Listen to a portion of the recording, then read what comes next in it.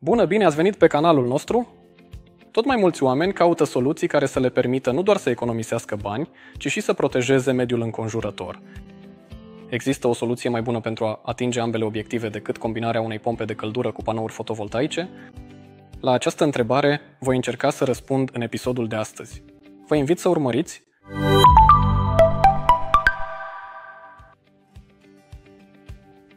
În contextul creșterii prețurilor la combustibili, energie, dar și al conștientizării tot mai mari privind ecologia, utilizatorii echipamentelor de încălzire caută activ soluții care să le permită nu doar să reducă facturile la încălzire, ci și să diminueze impactul asupra mediului înconjurător. Una dintre cele mai bune soluții este combinarea unei pompe de căldură cu panouri fotovoltaice. Industria fotovoltaică a trecut prin schimbări uriașe în ultimii ani, devenind unul dintre elementele cheie ale transformării energetice la nivel mondial. Datorită deceniilor de încercări și cercetări intense, costurile panourilor au scăzut, în timp ce eficiența lor a crescut, ceea ce le-a făcut să devină o soluție utilizată pe scară largă. Această tehnologie a devenit mai accesibilă pentru un public larg, care include gospodării și întreprinderi mici. De aceea, perspectiva pentru fotovoltaice este promițătoare, având în vedere și faptul că, în ultima perioadă, au fost implementate programe de finanțare. Panourile fotovoltaice pot fi montate atât pe acoperișul clădirii, cât și pe sol sau pe orice altă suprafață bine expusă la soare. Principiul de funcționare al acestui sistem este foarte simplu. Instalația fotovoltaică permite transformarea energiei solare în energie electrică. Acest lucru este posibil datorită utilizării panourilor fotovoltaice, care sunt construite din semiconductori, cel mai adesea din siliciu. Curentul continuu generat de panourile fotovoltaice este transmis către invertor, care îl transformă în curent alternativ. Acest lucru este extrem de important, deoarece curentul alternativ este standardul folosit în rețelele electrice și în instalațiile casnice. Abia după această conversie, curentul poate fi folosit pentru alimentarea dispozitivelor din casele noastre, precum frigiderul, mașina de spălat sau chiar pompa de căldură. Energia produsă în acest mod este curată și regenerabilă, ceea ce înseamnă că nu generează gaze sau particule nocive în atmosferă. Mai mult, datorită utilizării sistemelor de stocare a energiei, excesul de curent produs poate fi depozitat și folosit atunci când producția este mai mică, de exemplu pe timpul nopții.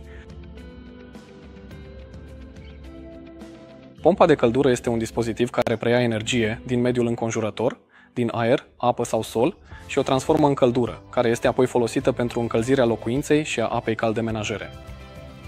Pompele de căldură pot fi împărțite în mai multe categorii, însă cea mai des folosită soluție este pompa de căldură de tip aer-apă.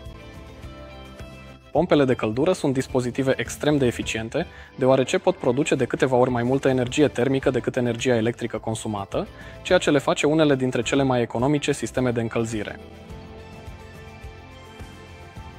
Când combinăm o instalație fotovoltaică cu o pompă de căldură, obținem un sistem aproape complet autonom din punct de vedere energetic. În practică, acest lucru înseamnă că energia electrică produsă de panourile fotovoltaice va alimenta pompa de căldură care încălzește locuința noastră și apa caldă menajeră, astfel încât costurile de încălzire vor scădea practic la minimum. Combinarea fotovoltaicului cu pompa de căldură aduce o serie de beneficii: facturi mai mici la energie, datorită producerii propriei energii electrice și utilizării acesteia pentru alimentarea pompei de căldură, facturile la curent și încălzire pot fi semnificativ mai mici. Independență energetică. Propria producție de energie permite independența față de furnizorii de energie și de creșterea prețurilor acestora. Abordare ecologică. Ambele sisteme sunt prietenoase cu mediul, panourile fotovoltaice nu emit dioxid de carbon, iar pompa de căldură reduce semnificativ consumul de combustibili fosili. În casele unifamiliale, soluția cel mai des folosită este cazanul pe gaz în condensare și boilerul pentru apă caldă menajeră. De obicei, la boiler putem conecta o rezistență electrică. Având panouri fotovoltaice, surplusul de energie îl putem folosi pentru alimentarea acesteia, ceea ce înseamnă că vom încălzi apa caldă menajeră fără a folosi energie din rețea. În practică, asta înseamnă că în sezonul de vară vom avea încălzirea apei calde menajere gratuită. Putem deci spune că utilizarea unei centrale în condensare împreună cu panouri fotovoltaice creează o hibridă ecologică. Combinarea fotovoltaicului cu pompa de căldură nu este doar o tendință, ci viitorul încălzirii moderne. Datorită acestuia, nu doar că avem posibilitatea de a economisi la costurile de încălzire, ci și un impact redus asupra protecției mediului, deoarece folosim surse regenerabile de energie. În contextul creșterii prețurilor la energie și al accentului tot mai mare pus pe ecologie, investiția într-un astfel de sistem este un pas spre o viață sustenabilă și economică. Sper că episodul de astăzi v-a adus mai aproape subiectul instalațiilor fotovoltaice și al soluțiilor hibride. Dacă aveți întrebări, lăsați-le în comentarii. Pe curând!